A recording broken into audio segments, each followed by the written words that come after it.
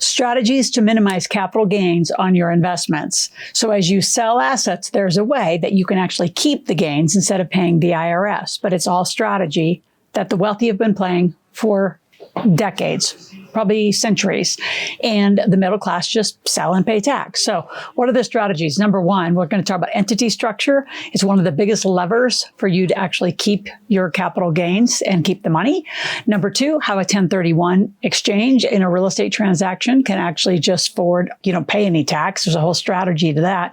And then number three, why a Roth IRA is the ultimate tax elimination strategy. And so few people take advantage of it because they don't think it's worth it, because you only can put between I think $8,500 is this year if you're 51 and older. So it's just not a lot per year you can put away, but it gets overlooked way too often.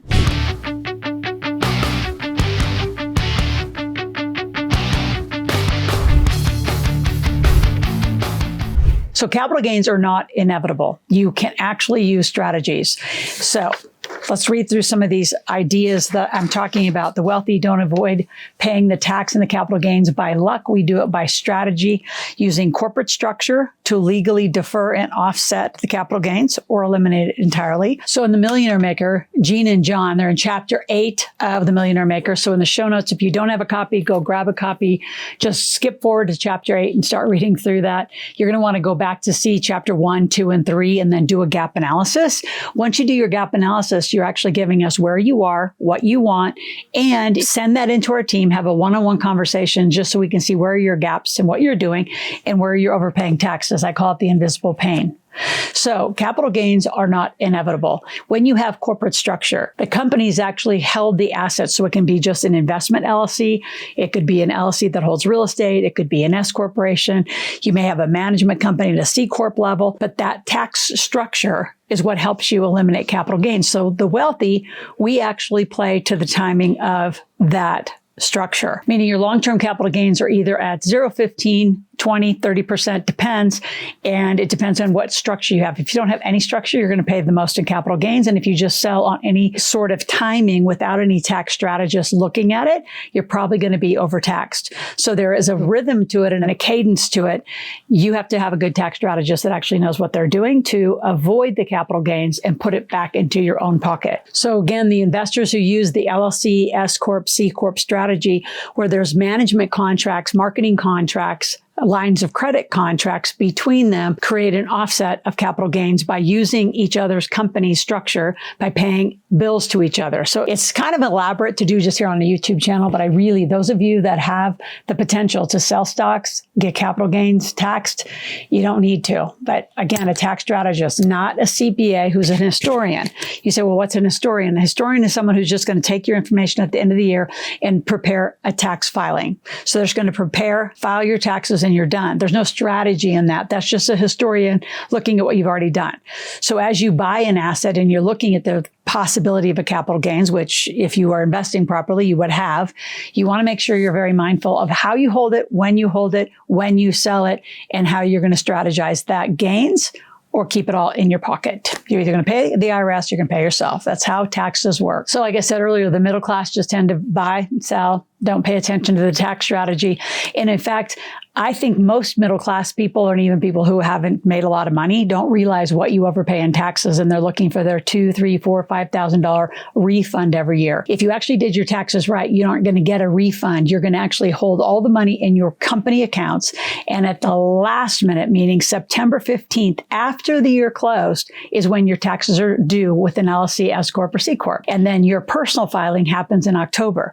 So you wait and hold all your money versus overpay the IRS, and you got 0% on that money. And even if you get $3,000 or $4,000 back, there's no interest. You're not getting anything. You're just like, it's a savings account with no interest. It's crazy how many people do not pay attention to the tax structure. Now, the second way to really, really reduce and manage capital gains in a real estate transaction is called the 1031 exchange, where you can move your property into like kind. Now, like kind has a broader definition than most people think. Most people think like kind is single family to single family. You could actually do single family to a duplex. You could do a duplex to a fourplex. There's a lot of different strategies, and with really creative 1031 specialists, which you want to talk to some. There are companies who actually help navigate and guide your choices of moving out of one state into another state.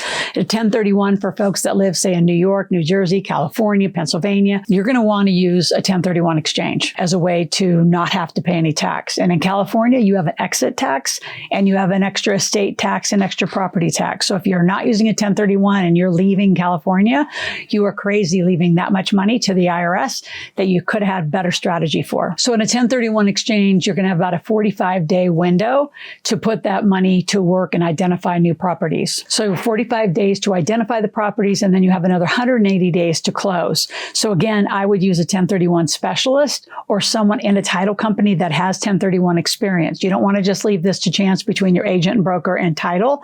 It is not their job to keep you on track with your 45 days and then your 180 to close. So you're going to need to work closely, and a 1031 specialist that actually does these transactions day in and day out will make sure you stay on track. The properties are identified and legal. The paperwork's done properly. The lending is in play. All of it moves very smoothly. If you try to figure it out alone, again, just like anything in finance or business, to do it alone is a risk because you don't know how to do it and you're not the expert that does it day in, day out. So use specialists. Some of the clients that I hear say, well, that costs a little more money. To do it right, you want to actually do that as best you can. The last thing you want to really pay attention to is not part of a 1031, but just in general, when you sell a company as an investment, you want to be very mindful how you sell it, because if you sell, you're just going to have a huge capital gains at the exit of the sale. If you actually stage the sale year after year after year, or do seller financing, there's some creative ways through corporate structure, again, that you can actually minimize the amount of taxes upon the sale of a company. And we've had clients literally come, particular one that I'm remembering, he was selling an asset for $11 million. We saved him over $1.2 million just to sell that business because of the way we helped him structure it 3 years in advance of the sale. We've had other people come and just say, I'm walking the door, I want to sell my, say, plumbing company. I remember that was an HVAC plumbing company, and they were going to get about $3.8 million, huge amount of tax. And after we kind of reverse engineered what they're going to have to pay, they decided not to. So selling a company in a big exit is a huge tax, usually, if it's not done properly. So if you're enjoying this content, I want you here on my channel. We're talking about tax efficiency, tax strategy, wealth building, legacy building. We want you here 5 days a week, and share this with at least 10 friends. This is vital information, and so many of you put your head down and you just do what's called the stock and block, or what I call inherited behaviors. Like, you aren't designing your strategy. So you have a strategy. It's just going to be designed by the government and not by you and by a team of experts. So that's what we do. It's me and about 28 business and financial experts that help get around you, your family, and your legacy, and help you design and make sure the foundation's properly done. The last thing I want to talk about, again, is a Roth IRA. I love a Roth IRA. I write about in my kids' book that if you start a Roth for your child at zero and contribute every year for 20 years, invested properly, that alone would make them a millionaire later in their life. So it's just one move, done right and done consistently with discipline. But a Roth IRA for you is imperative. It grows tax-free, tax-deferred. So you don't get to put a lot of money away. So the kinds of assets that you would put through a Roth IRA would be things like cryptocurrencies, Bitcoin, let it run, gold and silver, things like that you want to buy through your Roth. So as they grow, stocks that you think are going to have a high value appreciation. Now, on the counter side, if you have one asset inside a Roth that actually tops $10 million, you'll implode your entire Roth. So be very mindful how you invest, and really look at the exits, look at the growth. If you have too much in some of those stocks, you may actually just want to do some liquidation to make sure you don't hit that 10 million mark upon the sale of that stock or that asset. Another way to use a Roth IRA, as you accumulate, so say you're putting in $8,000 a year, $7,000 a year, by year 3 or 4, you're going to have enough money. You could do a note, like a hard money loan. You could buy real estate, at least on a down payment of it, but you can't carry debt. So you're going to want to do that with a variety of partners. And again, if you're brand new to all of this, get help. That's what we do. We'd love to help you do it right. Make sure you avoid any capital gains as strategically possible. Now, if you have any questions about any of this, go to askloral.com, ASKLORAL, ask a question, make a request. We'll be back tomorrow with more.